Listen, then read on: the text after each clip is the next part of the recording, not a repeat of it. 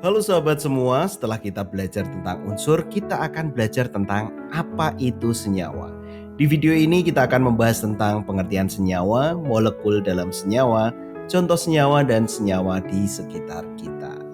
Coba perhatikan, air tersusun dari hidrogen dan oksigen. Jika air tersusun dari hidrogen dan oksigen, apakah mungkin kita membuat sendiri air dengan mencampurkan kedua gas tersebut? Penasaran? Ayo kita bahas.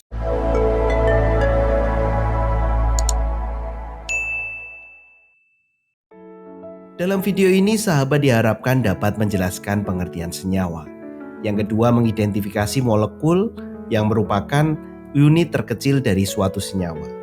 Yang ketiga adalah mengidentifikasi berbagai contoh senyawa beserta unsur-unsur penyusunnya. Yang keempat, mengenali berbagai senyawa yang sering ditemui di kehidupan sehari-hari. Senyawa adalah zat kimia yang terbentuk dari dua atau lebih unsur yang bergabung melalui reaksi kimia dengan perbandingan tertentu. Unsur-unsur penyusun senyawa tidak dapat dipisahkan dengan cara fisika biasa, seperti penyaringan atau penyulingan, melainkan memerlukan reaksi kimia untuk memisahkannya. Nah, yang perlu kita ketahui adalah molekul dalam senyawa. Di dalam senyawa terdapat molekul. Molekul itu terdiri atas dua atom atau lebih yang saling berikatan. Molekul air pada gambar di samping menunjukkan ikatan yang terjadi antara atom hidrogen dan atom oksigen. Berdasarkan atom penyusunnya, molekul dibagi menjadi dua, yaitu molekul unsur dan juga molekul senyawa. Molekul unsur ini merupakan molekul yang atom penyusunnya berasal dari unsur yang sama. Misalnya klorin, gabungan antara Cl dan Cl, oksigen, gabungan O dan O, ataupun ozon yang merupakan gabungan dari 3 O, dan O. Selanjutnya adalah molekul senyawa. Berbeda dengan molekul unsur, molekul senyawa adalah molekul yang atom penyusunnya berasal dari unsur yang berbeda. Contohnya air, H2O. Asam klorida HCl, dan glukosa C6H12O6. Ada beberapa contoh lain tentang senyawa yang ada di tabel berikut ini. Berdasarkan komponen penyusunnya, senyawa dibagi menjadi dua kelompok besar, yaitu senyawa organik dan senyawa anorganik. Senyawa organik. Senyawa organik adalah senyawa kimia yang mengandung unsur C sebagai unsur utamanya. Biasanya terikat dengan hidrogen, oksigen, nitrogen, fosfor, dan sulfur. Senyawa ini umumnya ditemukan dalam makhluk hidup seperti protein, karbohidrat, lemak, bahkan gula, alkohol, ataupun urea. Berbeda dengan senyawa organik, senyawa anorganik merupakan senyawa yang tidak berbasis karbon sebagai unsur utamanya, kecuali dalam beberapa kasus seperti karbon dioksida dan kalsium karbonat. Senyawa ini umumnya berasal dari sumber non-hayati seperti mineral, air, dan gas. Lebih sederhananya dalam struktur dibanding senyawa organik. Contoh H2O, CO2, NaCl, H2SO4, NH3, dan Fe2O3. Kita perlu tahu apa saja senyawa yang ada di sekitar kita.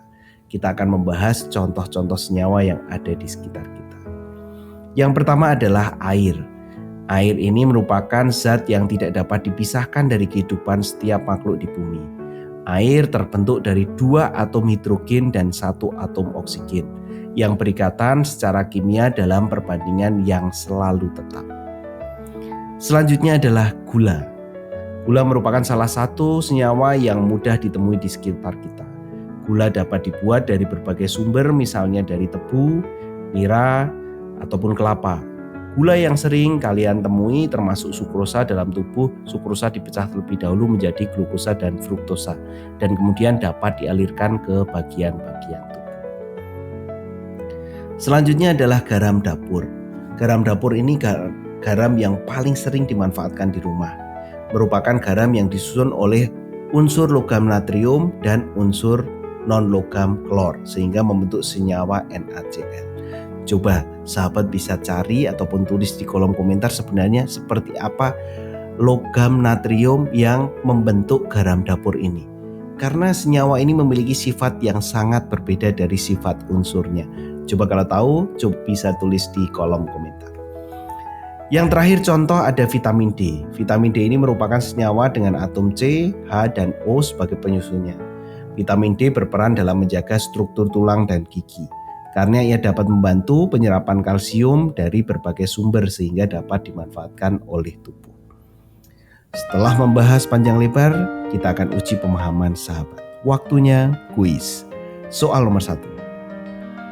Zat yang terbentuk dari 2 atau lebih unsur yang bergabung secara kimia disebut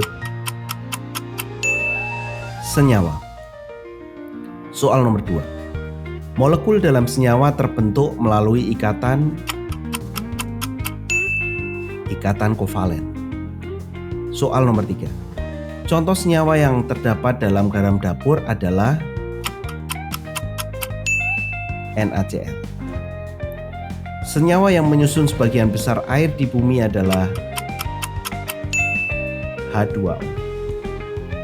Gas yang dihasilkan oleh tanaman dalam proses fotosintesis adalah